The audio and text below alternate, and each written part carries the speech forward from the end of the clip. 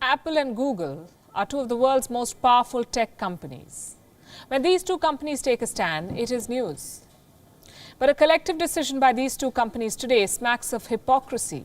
Apple and Google will ban location tracking in their contact tracing apps. They made this announcement together. And this is a major decision, one that affects almost 99% of smartphone users in the world, practically everyone. Apple and Google say they are protecting user privacy. We say this grandstanding is a little hard to digest given the fact that major tech companies are responsible for some of the biggest privacy debacles in recent history.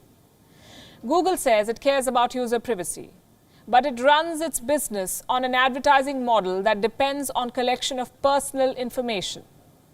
It was around 20 years ago that Google introduced a privacy statement. The company hardly stays on the right side of it. Several privacy controversies have plagued the company in the past. Personal information has been leaked. Google itself has been caught storing user location data.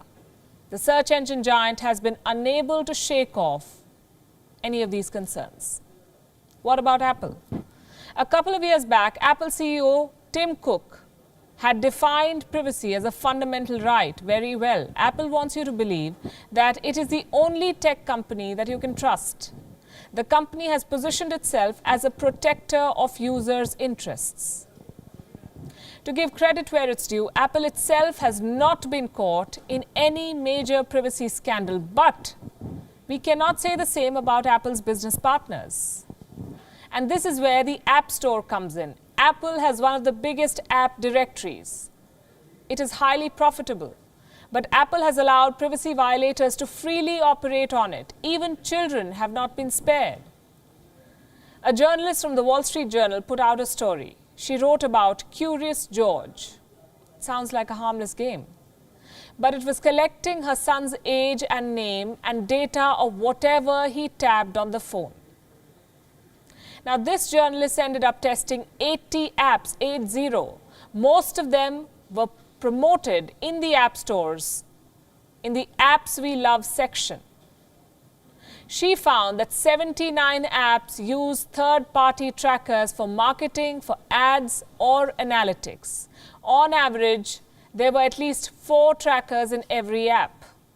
So it's a bit rich when Apple and Google ban GPS tracking on contact tracing apps in the name of privacy. Contact tracing is common now. Experts consider it a crucial tool in the fight against the coronavirus. Let me also be clear, there are legitimate concerns over how certain contact tracing apps operate and collect data.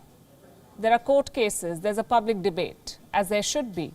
But when tech companies try to preach privacy and say that they are preventing governments from compiling data on citizens, it is just a case of the pot calling the kettle black.